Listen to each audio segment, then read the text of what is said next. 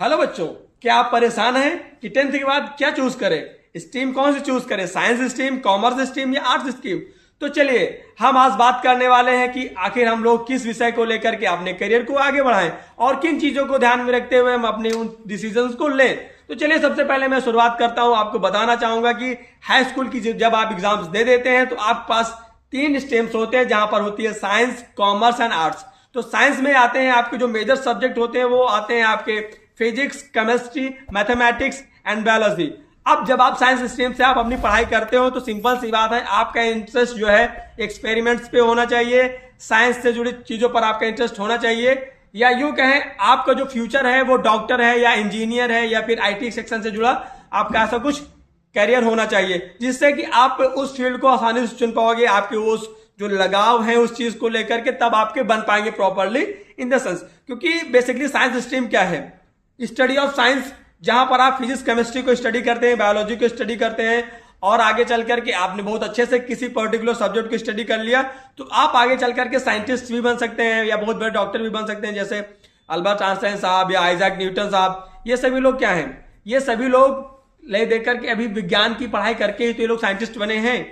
तो विज्ञान का अपना एक अलग क्षेत्र है, आप इसमें बहुत सारी प्रतिभाएं हैं जहां पे आप आगे जा सकते हो। इवन अगर आप जो साइंस स्ट्रीम से हो तो आप जो पायलट स्ट्रीम होती है, पायलट बन सकते हो आप, या एयरफोर्स में जा सकते हो, आप इंडियन नेवी में जा सकते हो। तो there are lots of opportunity when you study science stream. अब आगे मैं बात करूंगा कॉमर्स स्ट्रीम की। तो कॉमर्स स्ट्रीम के जो मेन सब्जेक्ट्स होते हैं, कुछ वो अकाउंटेंसी होती है, बिजनेस वगैरह से ऐसे कुछ जुड़े सब्जेक्ट्स होते हैं, जहां पर आप, और मैथमेटिक्स भी इसका एक बहुत इंपॉर्टेंट पार्ट होता है, जहां पर आप इन सब्जेक्ट्स को पढ़ते हो। और अगर आप इस स्ट्रीम में जाना चाहते हो तो इसका मतलब है जो आपका इंटरेस्ट है, यानी जो आपका लगाव है वो बिजनेस से जुड़ा है, या आपका पैसों से ज्यादा अच्छा संबंध है, पैसों से आपका ज्यादा अच्छा लगाव है, या आप बैंक में जॉब करना चाहते हो, या आप अपना खुद का बिजनेस करना चाहते हो, तो ही आप इस स्ट्रीम में जाने का प्रयास करें। इस स्ट्रीम में भी स्कोप बहुत है, ऐसा नहीं है। आप सीए बन सकते हो, जहां पर आप किसी कंपनी के पूरे वहां का उस कंपनी का पूरा पैसे का मैनेजमेंट आप करोगे, तो यस इसके पास बहुत बड़ा स्कोप है। बट आपको इसमें भी स्टडी करनी होगी। तो आप अपना फ्यूचर आप देखिए कि क्या जो सब्जेक्ट्स मैंने बताए हैं या जो सब्जेक्ट्स अभी आपको ऑनलाइन भी आप उसके बारे में देख सकते हो वो मिल जाएंगे, तो उनको आप लोग पढ़ करके क्या हम ऐसा कुछ कर सकते हैं कि हम कॉमर्स ही लें, है ना। अब आगे मैं बात करूंगा तीसरा, जो कि आर्ट्स स्ट्रीम आ जाता है। अब आर्ट स्ट्रीम एक्चुअली होती क्या है? जहां पर हम लोग समाज से जुड़े रहने का ज्यादा प्रयत्न करते हैं, हमारा मन लगा रहता है सामाजिक चीजों पर, लोगों के साथ उठना बैठना, उनके साथ बात करना, समझना कि आखिर समाज में क्या चल रहा है, हमारे देश दुनिया में क्या हो रही है, राजनीति कहां तक पहुंच रही है, इतिहास हमारा क्या रहा है, और हम लोग अब आगे कैसे डेवलप कर रहे हैं, आगे कैसे बदलाव आ रहे हैं। तो इन सारी चीजों पर हम लोग वहां पर बात करते हैं या समझते हैं। तो अगर जो ऐसा आपका कुछ लगाव है तो ही आप आर्ट्स स्ट्रीम में जाइए, और यहां पर भी आपका जो स्कोप है वो बहुत बड़ा है। आप इवन इन सब्जेक्ट्स को, इस स्ट्रीम को चूज करके आपको आसान हो जाएगा आगे चल के सिविल सर्विसेज को क्वालिफाई करना, उनको बीट करना, ये आपके लिए बहुत ज्यादा आसान हो जाएगा। आईएएस पीसीएस के एग्जाम्स आपके लिए आसान हो जाएंगे, क्योंकि आप कहीं ना कहीं शुरुआत से उन चीजों पे लगे होंगे।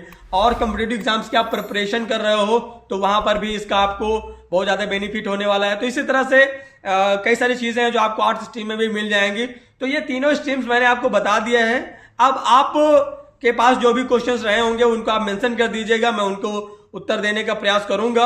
और बाकी आप अपने जो डिसीजन है वो खुद लीजिएगा, ना कि किसी के दबाव में कोई डिसीजन लेना है आपको, ना कि कोई आपका दोस्त जो कर रहा है उसके हिसाब से जाना है, क्योंकि यहीं से कहीं ना कहीं आपका एक फ्यूचर बनना स्टार्ट हो जाता है।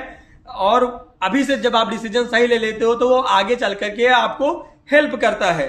That helps to you to grow up in your future, है ना। तो क्यों ना हम लोग अभी से एक ऐसा डिसीजन ले लें जो हमें आगे चल करके भी मदद करे, आगे चल के हमें डिसीजन चेंज ना करना पड़े। सो यस, यहां पर हमें इन सारी चीजों को बहुत ज्यादा ध्यान में रखना होगा।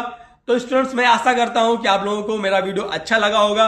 अगर आपको मेरा वीडियो पसंद आया है तो आप अपने सभी क्लास 10th के स्टूडेंट्स को ये वीडियो भेज दीजिए, और उनसे भी बोलिए वीडियो आगे शेयर करें, ज्यादा से ज्यादा लोग इस वीडियो को देखिए, और अपनी प्रतिक्रिया भी हमें दीजिए कि आखिर आपके और क्वेश्चंस क्या हैं, आप क्या चाहते हैं, हमारा अगला टॉपिक क्या है, ताकि मैं अगले टॉपिक पर इस वीडियो को बना सकूं। आज की वीडियो में बस इतना ही। हम मिलेंगे अगले वीडियो में किसी एक और नए टॉपिक के साथ। चलिए, तब तक के लिए बाय बाय।